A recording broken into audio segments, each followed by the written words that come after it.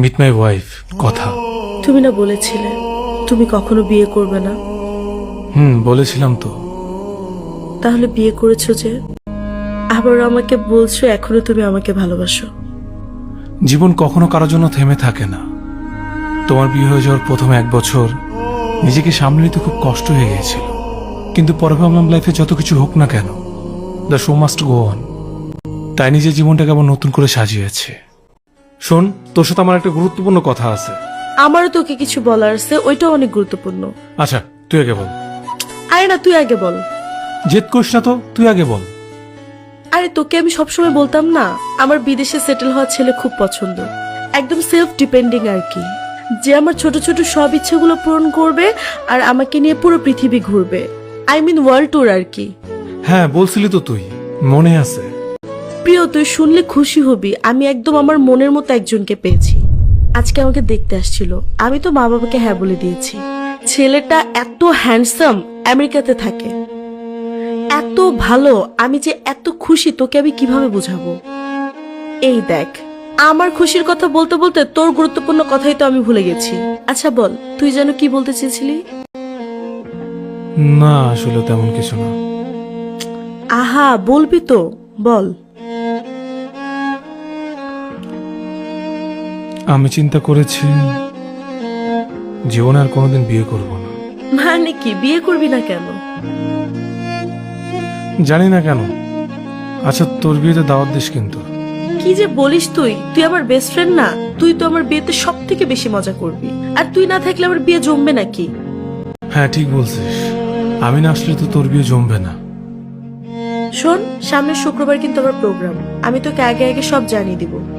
আমার এখন অনেক কাজ বাকি, শপিং করতে হবে, আমার যে কত স্বপ্ন এই বিয়ে নিয়ে, তুই তো সবই জানিস। আচ্ছা ঠিক আছে রে, এখন তাহলে যাই। ঠিক আছে, ভালো থাকিস। ঠিক আছে, টাটা।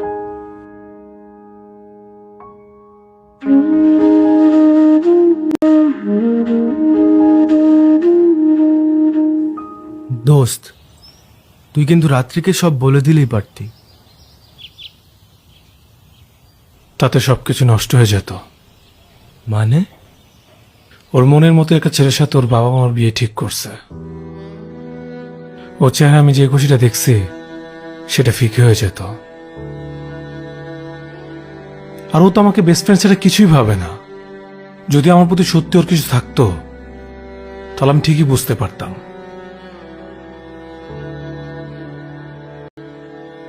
আমি ওর মধ্যে তেমন কিছুই দেখি নাই। তাই বলে নিজের ভালোবাসার মানুষকে ভেবে অন্য কারো হতে দেখবি?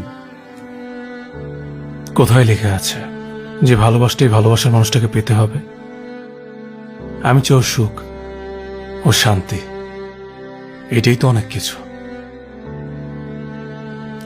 দূর থেকে সারা জীবন ভালোবেসে যাব, তার জন্য ওকে আমার হতে হবে এমন তো কোনো শর্ত নেই। তুই অনেক কষ্ট পাবি দোস্ত, আরেকবার ভেবে দেখ। ভাবাভাবি সব শেষ, সামনে শুক্রবার ওর বিয়ে। ওর জন্যই মন থেকে শুভকামনা, আর ভালোবাসা সেটা তো সীমাহীন।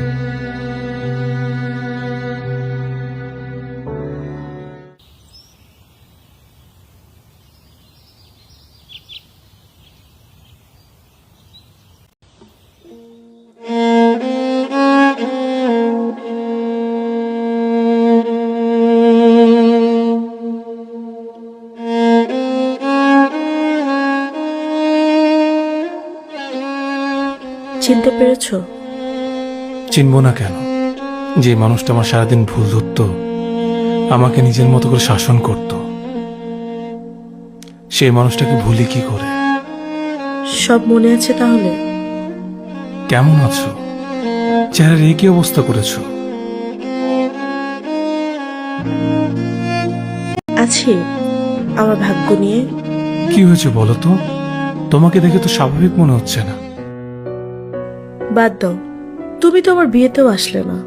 আমি খুব কষ্ট পেয়েছি, তোমাকে কত মেসেজ দিয়েছি, কল দিয়েছি, আমাকে একটাবার উইশও করলে না।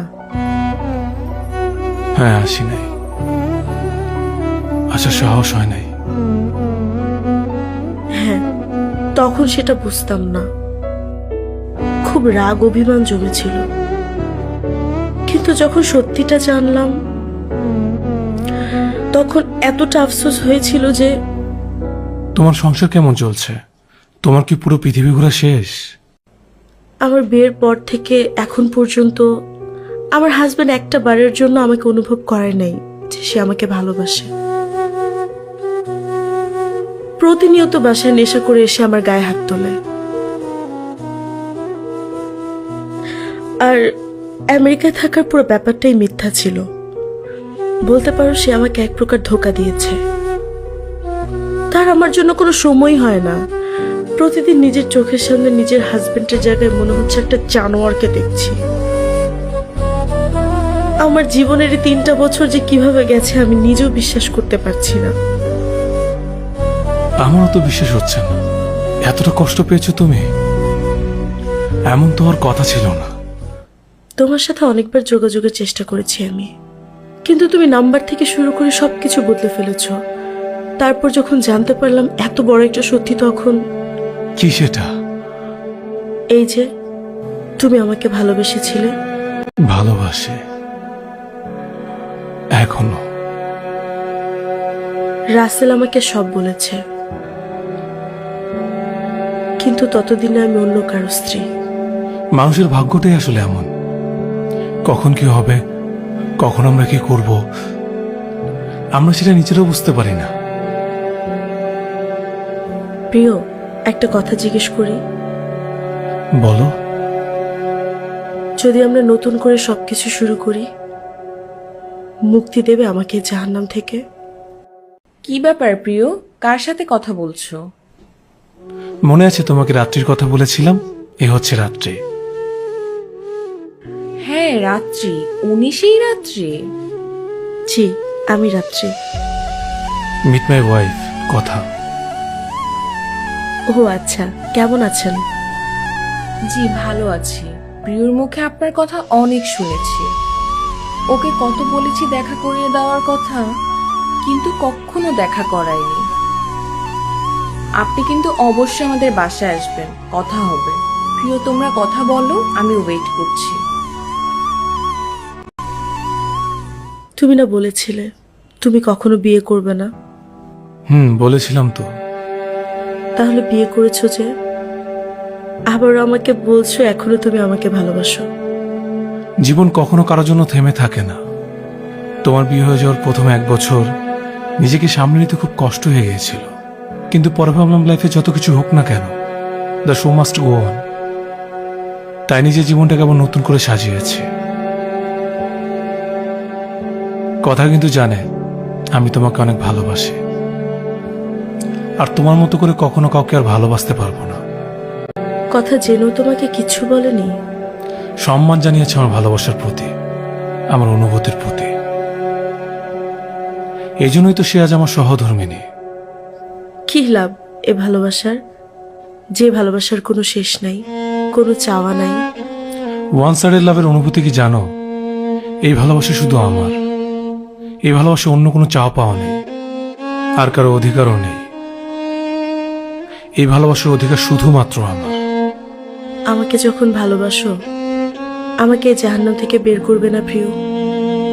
তোমার সাথে যেটা হয়েছে সেটা তোমার নিয়তি, আর সেটা তুমি নিজেই চুজ করছো। আর আমি চাই না আবেগকে আঁকড়ে ধরে বাস্তবতাকে মাটি চাপা দিয়ে তোমাকে আমার জীবনে ফিরে পেতে। কারো জীবন কারো জন্য থেমে থাকে না। জীবনের গতি এমনই। ভালো থেকো। কথা বলা আমার জন্য ওয়েট করছে।